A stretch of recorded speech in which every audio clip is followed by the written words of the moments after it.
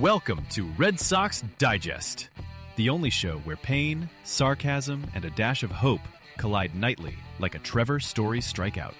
We cover every loss, every meltdown, and yes, even the rare win, with brutally honest takes and zero front office fluff. Subscribe today at RedSoxDigest.com or risk being left out in the cold like a home game in April.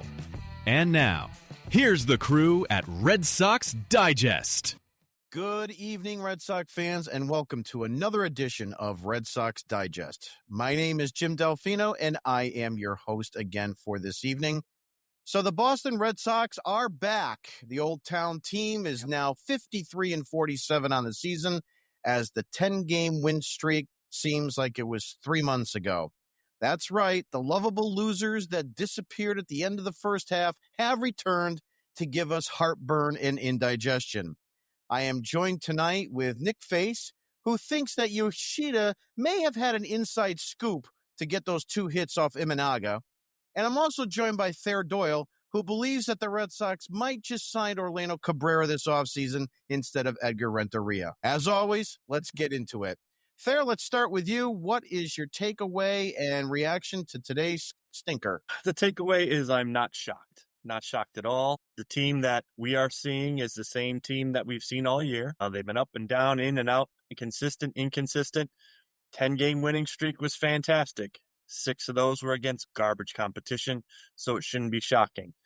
When you have quadruple A and journeyman players facing major league competition, you're going to have ups and downs. And these last 2 games offensively, you've seen the downs. Pitching-wise, the starters have been difficult in the first inning. They've had issues. Yesterday, we walked them and then gave up the bombs. Today, to Bayo's credit, he wasn't walking them, but he just gave up the bombs. But both of them did manage to settle down, get through the rest of their start for the most part. The wind was blowing out today in Chicago. That's going to happen. Chicago, the Cubs were getting the ball up in the air.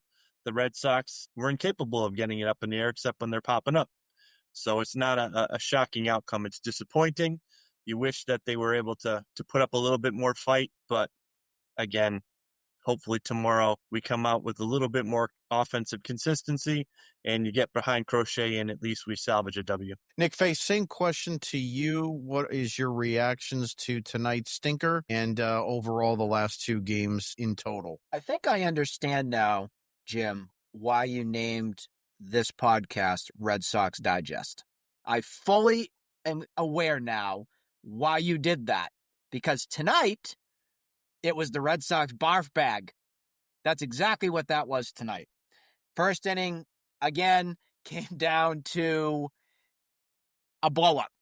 That first inning with this team, the ERA is now 6.30 something now, or something like that. It was 6 yesterday, and now another 3 runs right there for Bayo. Again, it's one of those things where if you eliminate the first inning, it's a quality start. But this team, just how mentally they are, gets themselves all checked out right in that first inning.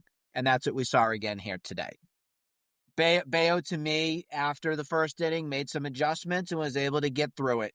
Chris Murphy came in, gave up a home run. Again, they were out of it at that point. You knew when you had that lineup come out earlier today, when Connor Wong was in there, it screamed doomsday. It sure did. It really is upsetting when you get a game like this where, you're facing some of the better competition in the league, and you actually have 2 fairly decent starts from your last 2 pitchers. Giolito, he started off obviously with the 2 walks and the home run yesterday, and he settled down. It was 5 1/3 innings, almost a quality start.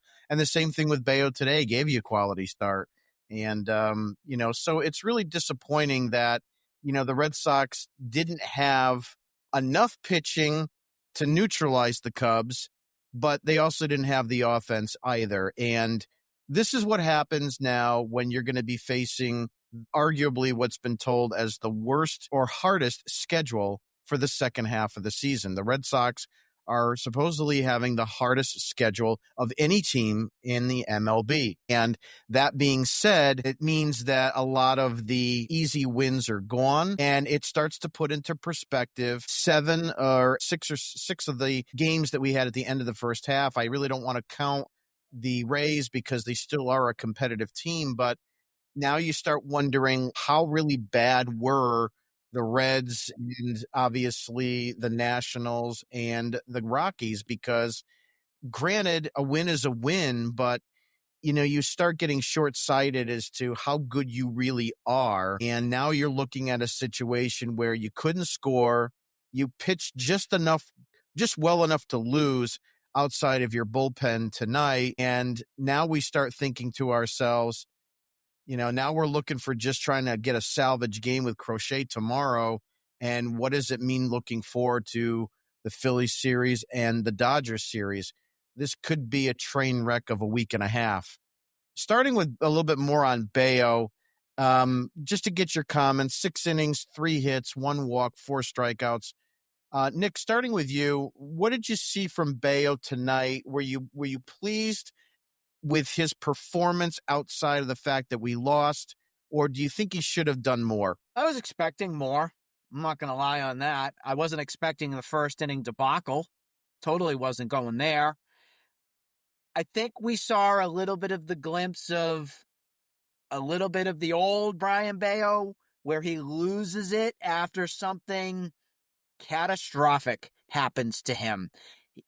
Back-to-back home runs really triggered that gotta figure it out mentality for him. And that's been a big struggle for him in the big leagues over his course of his career.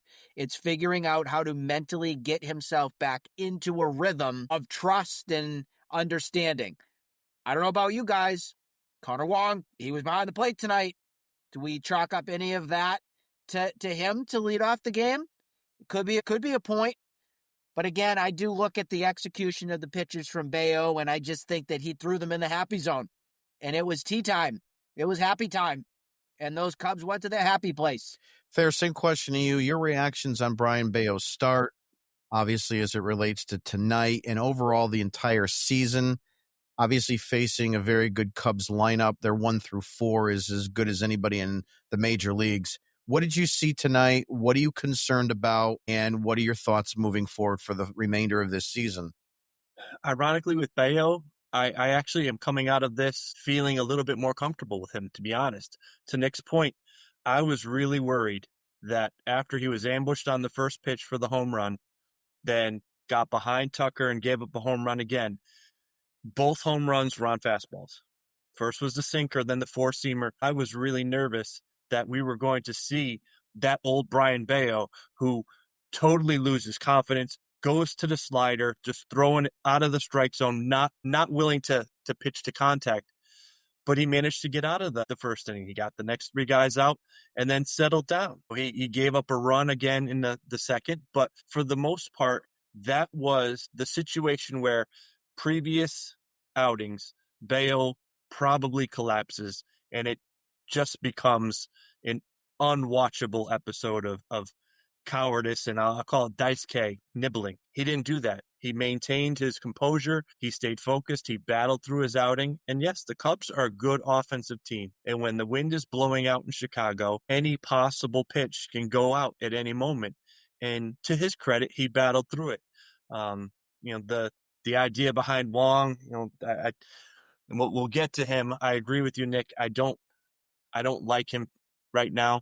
I'm struggling with him, but to blame him for the 2 runs, and we blamed Navarez yesterday for the walks. It comes down to the pitcher not being able to execute, not being able to find his spot, and that's the number one key, is that 6 ERA in the first inning, that really falls on your pitching coach, and the need to really prepare your team and the pitchers that are going in for what's going on. They need to figure out whatever's happening, why these pitchers are not capable of getting through the first inning without giving up monumental damage, especially for a team that is inexperienced, young, and is a front-running ball club.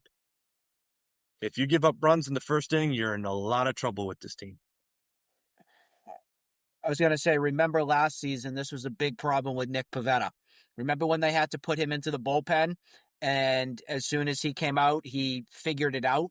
So whatever they use with Pavetta, my recommendation is use the same approach with your guys, every single one of them. Every single one. You got to figure it out. Block out the first inning.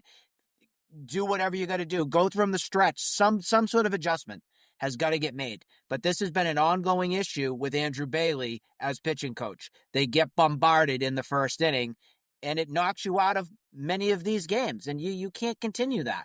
Yeah, great points on both ends here. The other part of this that, is a concern for me is that, patient, and people are going to say, look, on Twitter, oh, everybody's rusty. Well, Imanaga didn't look too rusty tonight. So why is it just the Red Sox that have to get the virtual pass and, the opposition doesn't? So I don't really, buy into the rust thing. But, if you look at it in a vacuum, Bayo gave you a quality start. If every pitcher in your rotation went 6 innings, 3 earned runs or less, I think you take that 7 days a week and twice on Sunday. So I can't really fault him too much. I think in a vacuum, it looked worse because it was back-to-back and so forth. But the reality is you would take that start, and you would take Giolito's start, too, from yesterday. He settled down. They both settled down. I think that's the key takeaway to the first 2 games, even though you want to try to find a bright spot, is the fact that both of them were able to settle down and pitch like they were before. And that, to Thayer's point, one of the big issues that you saw early on in the season was the fact they were giving up a lot of runs in that first inning. And then, of course, especially during that 10-game winning streak, it was one of the things that they seemed to fix. They weren't giving up runs in that first inning, and it meant all the difference in the world. So they need to find a way to kind of harness that first inning problem, however you want to describe problem, and go from there. But we can't take away the fact that it was the offense in the last 2 nights that really kind of let us hang out to dry. Kind of moving around to the next topic. In this game, I think they had an opportunity to maybe make some heyday. I think it was the 6th inning. Connor Wong comes up with 2 outs on first and third. My question to you, Nick, I'll start. Why was he allowed, in my opinion, to hit for himself in that at bat? I think that was egregious. What is your take? The problem is Navarez is struggling right now, and Navarez looks like he's gassed. So Cora has no other choice but to keep Wong in the game. Jim, I hate it. We have one massive problem, Connor Wong, and another who's a problem right now, Carlos Navarez. I don't know what to do. You have nobody else on your depth chart that's going to step into this role. That's the only reason. I was screaming for it too. Connor Wong had no business being in this game, has no business hitting in the situation that he did. But what are we going to do? We going to put, who was on the bench tonight? You're going to put Marcelo Meyer at catcher? You're going to put Jaron Duran at catcher? You can't. You don't have that option. So Connor Wong has to hit. And it's pathetic. I think this is a new situation where, Cora just was going to stay away from him no matter what. I don't think it's fair. I will say, and I'm one of the big ones for Cora, and I will harp on him till the cows keep crowing, or whatever the saying is. You can't get mad at Cora for this. You can't. It's what this roster is right now. If you played Carlos Navarez every game, you can't. You just can't. As much as you want to throw him into that situation, like, I get it. I get what he's trying to do here with workload and all that. This is what Connor Wong is. Again, he's got 1 RBI on the season, no home runs. He's hitting .144. I'd rather a police escort to Chicago right now to bring Doug Mirabelli in right now. That's how I feel. 60-year-old Dougie. I mean, a lot of good points there. And, again, you look at yesterday, I think it's and again, Navarez is starting to struggle, and you got to watch the innings. He's never been into this amount of innings before in this deep into a season. He's a rookie. And I think a lot of people keep forgetting that he's a rookie unless they're reminded. But when you have a guy like him being pinch hit for, and I mentioned this on yesterday's podcast, he's your number 4 hitter. And you're pinch hitting for your number 4 hitter. That's a very rare thing to happen. And there's been instances where it's been, Roman Anthony and him back to back, 3 and 4. I mean, how many times do you have rookies batting 3 and 4 in your lineup, to especially on the Boston Red Sox? It's not a very common thing. Thayer, your reactions to Connor Wong's at bat. Do you think he should have been pinch hit for? What's your take on that situation? I was the one that put it in the war room. Why is he hitting here? But to Nick's point, it's not Cora's fault. It's entirely the roster. You don't necessarily have to hit Narvaez there, but the problem is you have a roster of platoon players. So today with the lefty pitching, you had all of your right-handed bats that would normally be on the bench or something like that in the game. So the only other right-handed bat you have available is your other catcher who you want to get the time off for. So that's a situation where in previous years, Ref Snyder or Gonzalez, who are your bench bats, one of them is available to hit. With the roster that they put together, they have to be in the starting lineup. And getting to your point where Narvaez isn't a 4-hitter. No, he's not. But you don't have a team of professional hitters. You have rookies and journeymen that they have to mix and match. You're throwing your left-handed lineup, your right-handed lineup. When you do that, that means all you have available on your bench is left-handed hitters. And they're there because they can't hit against the left-handed pitcher. And that's where they're struggling at. And that's what we're going to continue to see. It's an inconsistent ball club because of it's an inconsistent roster. And they're going to continue to have these difficulties against quality pitchers moving forward. Should Wong have been hitting there? No. Do I think Narvaez would have gotten a hit or done anything different? Probably not. I would have liked to have seen something done there, but there's nothing available. And that's the unfortunate issue. So one of the things that has been a problem with this lineup is that they'll go out and they'll score 10 plus runs in a given game. And, people are going to say, why tinker with the lineup? Because they're scoring runs. They don't have Rafi Devers anymore. They're still scoring runs. This team can score. We don't need to go out and get some prolific bat like a Matt Olson or a Eugenio Sanchez or whatnot and so forth. My point is this. These are the type of games where you get that exposure to the inconsistencies of the batters. Now, in some situations, why can't Jarren Duran face a left-hander? Why can't Marcelo Meyer face a left-hander? Why can't Willie Abreu face a left-hander?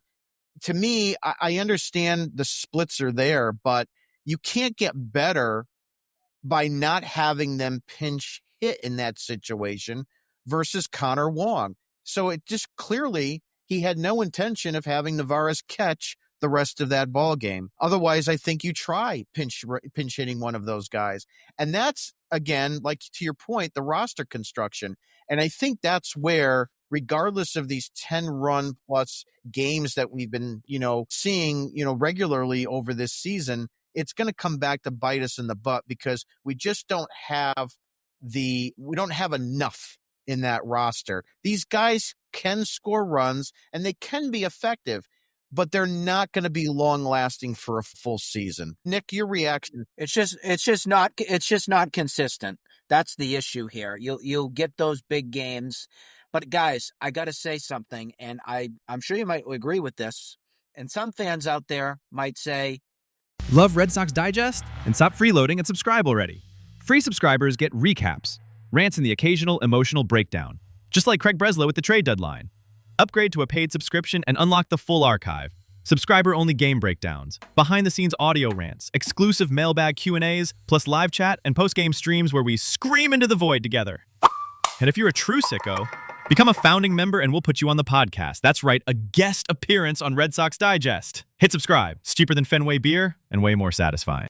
I can't believe you'd rather see them lose or continue to be a 500 team. The worst thing that happened to this current Boston Red Sox team right now is that 10-game winning streak. Because all it did right now was put something in our mind that says, oh, they're going to be buyers. Oh, they actually can be good. Oh, wait, it's not been this bad this season. That's how I'm processing it.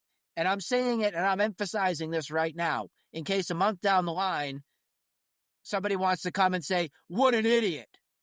Right now, you are up against the cream of the crop in baseball, and you're not good. You're not. The Cubs are far superior ball club than the Boston Red Sox.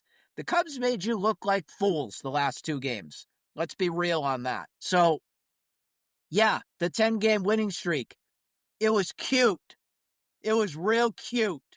And now it stinks because you're right back to where you started.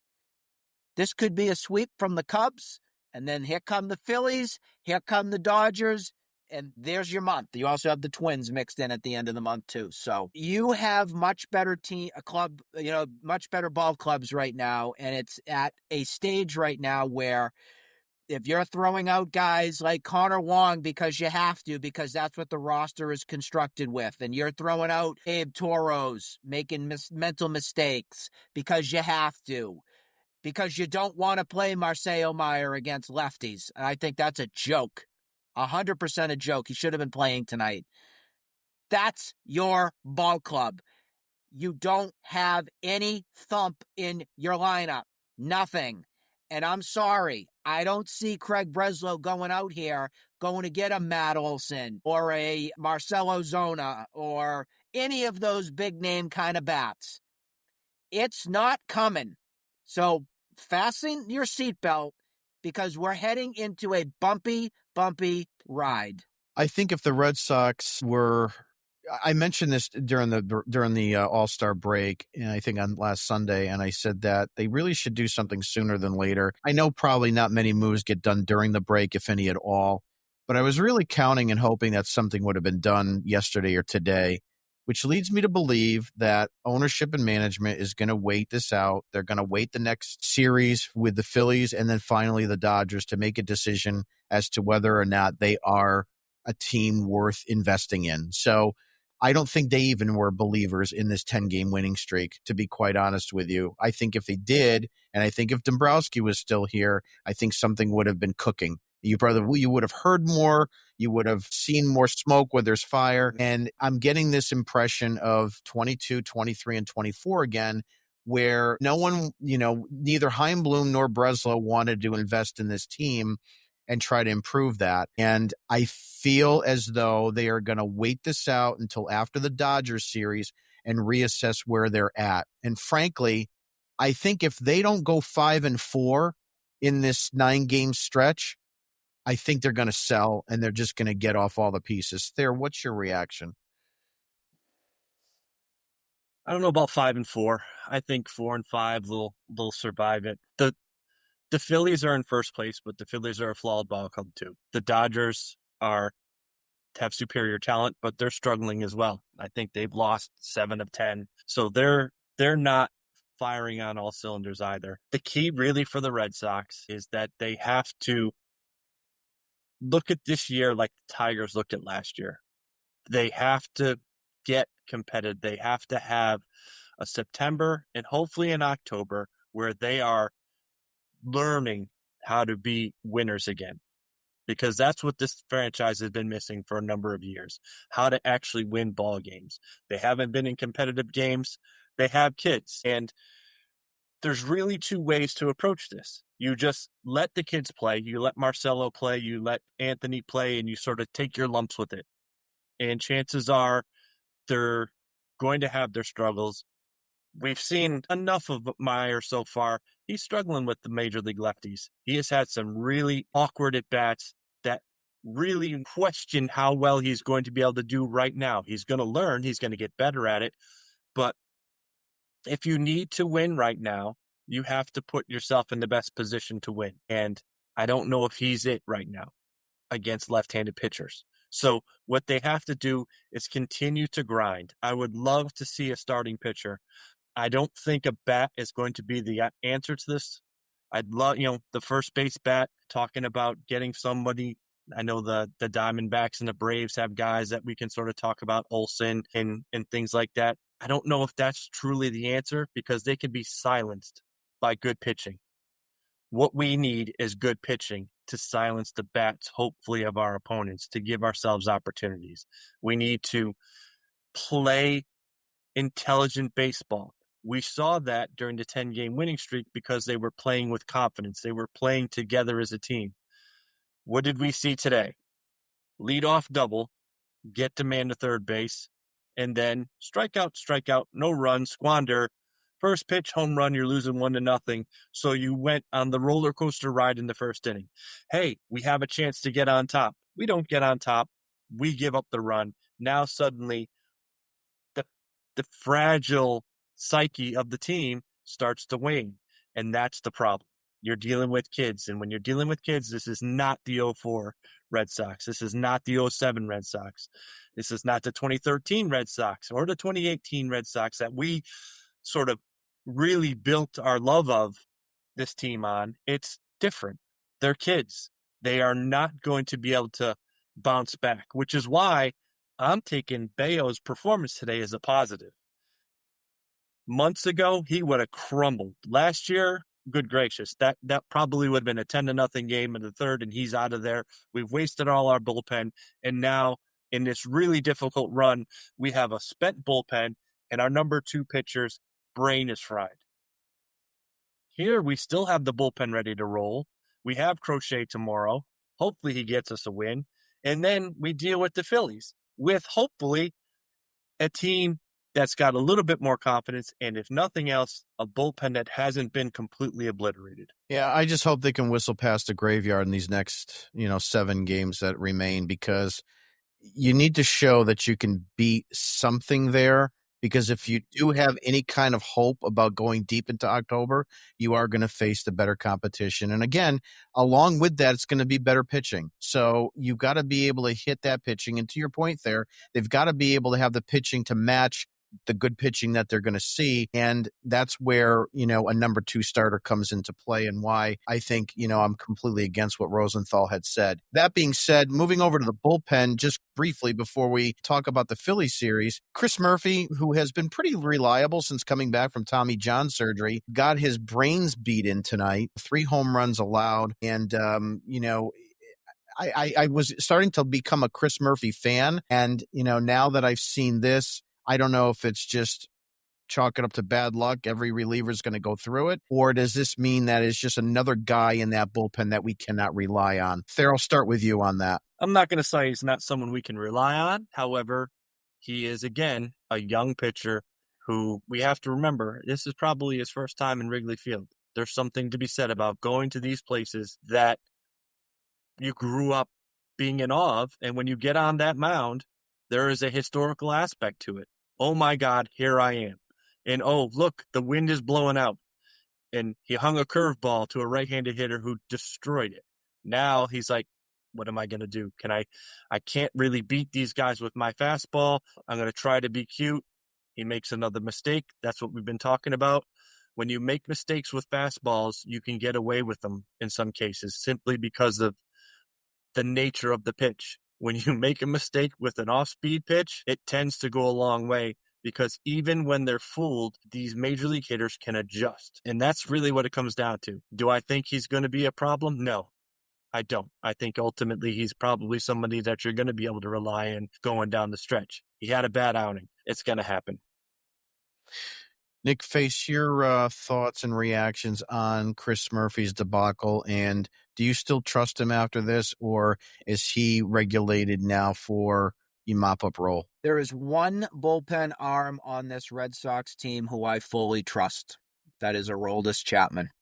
Mm-hmm. That's it, guys. Every single one of them, whether it's your Garrett Whitlock, whether it's your Greg Weissert, whether it's your Bernardino, and whether it's tonight your Chris Murphy. Every single one of them is a roller coaster ride. It goes up, it goes down, it middles out, it goes up again, it goes down, and does the loop-de-loop whirly-whirl. That's what they are. That is the best way I can define the rest of the guys in this bullpen. Experience is not something they have. They do not have track records for the most part. Maybe you can say a Justin Wilson a little bit if you want to go there. But again, He could get his brains beat out at any point. It's just who they are. And that is what scares the living crap out of me, to tell you the truth, is that you have a Aroldis Chapman who I know, even if he has a bad day, he'll bounce back and we'll be fine. It's just how the nature of the beast goes in baseball. But at least with Aroldis Chapman, you know that he has a proven track record. And I can't say that for the rest of them in there. One thing before I do wrap up, this is unrelated to the Chris Murphy and the bullpen. Through 100 games, folks, I meant to mention this at the very beginning. Through 100 games in 2023, the Red Sox were 53 and 47. In 2024, the Red Sox, through 100 games, were 53 and 47. The Red Sox, through 100 games in 2025, well, we'll just repeat ourselves again. 53 and 47. That is a three-peat right there. We are going down the path right now of what it could be roller coaster out of control into. So, deja vu, here it comes. Unbelievable. What a stat. It's just they are the model for consistency, just not in the greatest way. Switching gears before we end tonight, I want to talk a little bit about the Phillies series, only because we've got Chicago tomorrow. Crochet's got to win that, and we'll probably be on Monday night after the first game. But just to kind of give a little preview, obviously we've got Wheeler, Sanchez, and Luzardo. And it looks like we don't have two guys yet to be determined on who's starting. Giolito is listed on Wednesday, according to ESPN's website. So I just want to get a quick feeling. I mean, Zach Wheeler has been basically an ace for that team for a number of years. He's having another stellar season, 9-3 with a 2.36 at age 35. And then you got Christopher Sanchez, 8-2 with a 2.50 ERA. And 122 strikeouts. I mean, these guys have been absolutely on fire. Nick, I'll start with you. What is your thoughts for that Phillies series? I know it's a little early, but just to kind of do it as a wrap-up. My thought is, do we really want to do a show after the Walker Buehler outing on Monday night? That's my real thought right now that's going through my head. So you think it'll be Buehler? But leave it to the Red Sox. Yeah, I think, Buehler's going to go Monday against Wheeler. I believe that was what Cotillo or one of the guys put out. Leave it to the 2025 Red Sox to get swept by the Cubs and then go and win against Zach Wheeler on Monday night. Leave it to them to do that. But maybe we see Walker Buehler find the fountain of youth and show us all that second half Buehler is ready to party. But I'm not feeling hot about the Phillies series. I think if the Red Sox do take anything, it would be the Wednesday game. Just my thought on that. I'm still struggling to figure out what's going to happen here for tomorrow's game. I can't even tell you right now with a straight face that I feel confident, even with Crochet going. He's rested. That's a good thing. But sometimes with rest comes with command issues and location problems, and it could be the getaway lineup tomorrow from Cora for all we know with what's going to happen. We saw the getaway lineup today. Oh, he'll just do a repeat again. Just get the hell out of Chicago and blow the wind out of them. So Thayer, I'm just not feeling good. I'm just not feeling right tonight. I'm pissed. I'm aggravated. I feel like we're going down doomsday 5.0 with Alex Cora's Red Sox. I want to call them all out. Get your friggin' acts together, because I've had it. Thayer, your final reactions on the Philly series. What do you think is going to happen in that series? Wheeler and Sanchez worry me. Sanchez, especially at home, is dominant this year. And Wheeler, we all know what he's capable of. It bothers me that the Red Sox still have undecided next to those two spots. I'm holding out hope. I feel like Nick. I'm in the same situation where coming off that 10-game winning streak, I was so pumped up. I'm like, come on, guys. Do something. And then you get these two games where they just really, it hasn't been, we were using the word debacle. I wouldn't call it a debacle, so to speak. If these games were a month ago, it wouldn't have been a debacle. They lost 3-1, those sort of things. It's coming off that 10-game winning streak where we're all excited. Oh my, here we go. Let's go. The All-Star break. It's time. And then they sort of don't come out. It's frustrating. I am worried about the Phillies, but at the same time, the Phillies bullpen is very susceptible. And if the Sox, this is where that pitching comes down to, which is unfortunate that we're throwing 4 and 5 in this situation, because I think if we could just maintain ourselves early on in those ball games, we have an opportunity to get at their underbelly of their bullpen. So it's possible. Again, they got to get out to an early lead, or at least not get behind where they can't come back. Tomorrow, like you were sort of saying, that sort of getaway day, that the Cubs are throwing a kid. He's a right-hander, so you're going to see the left-handed lineup, which I hope will give them an opportunity to get that lead early. Hopefully Duran will get us going and start to move forward. Jim, like you've been saying, this is sort of probably the naivety in me. I really am hoping they have something planned where maybe that undetermined is going to be a surprise. Like, look, here we go. I know it's not happening, but the Twins, I don't think have thrown that guy we're all looking at yet. So I wonder, but I don't see the Sox making a trade or any move to bring in someone that will help to sustain us over this next couple of games. I'm going to be positive and say we're going to take tomorrow, and then let's say 2 out of 3, because we're going to get to the bullpen in one of the first 2 games of the Phillies. And we always beat the Phillies in Philly. Sounds pretty positive. That's going to wrap it up for tonight. We will be back tomorrow night. Nick, go ahead. Sure. One last thing before we wrap up. I don't know if you guys heard it, but if anybody was counting on Tanner Houck to be coming back this season, stick a fork in him. He's done. Yep. That's not happening. So that was the last thing I wanted to mention before we wrap. He will not be back, and I'm guaranteeing you it's for the season. They're saying that's it. Yeah, we talked about this on the podcast a little bit earlier, I think last week. I'm not even sure I want him back. I don't have any confidence in him, but his rehab's over, and they said he's not coming back as of right now. So I think you're right, Nick. I think he's done for the season. We'll see how that goes. But that's going to do it for tonight. I'd like to thank Thayer and Nick for joining me. We will be live tomorrow again, barring any unforeseen circumstances. So we should be live tomorrow, probably around 7:30. We'll let you know. And we can wrap up the Chicago game. Hopefully Crochet pitches a great one, and we can at least take one of these and then go into Philly and try to hopefully take 2 out of 3.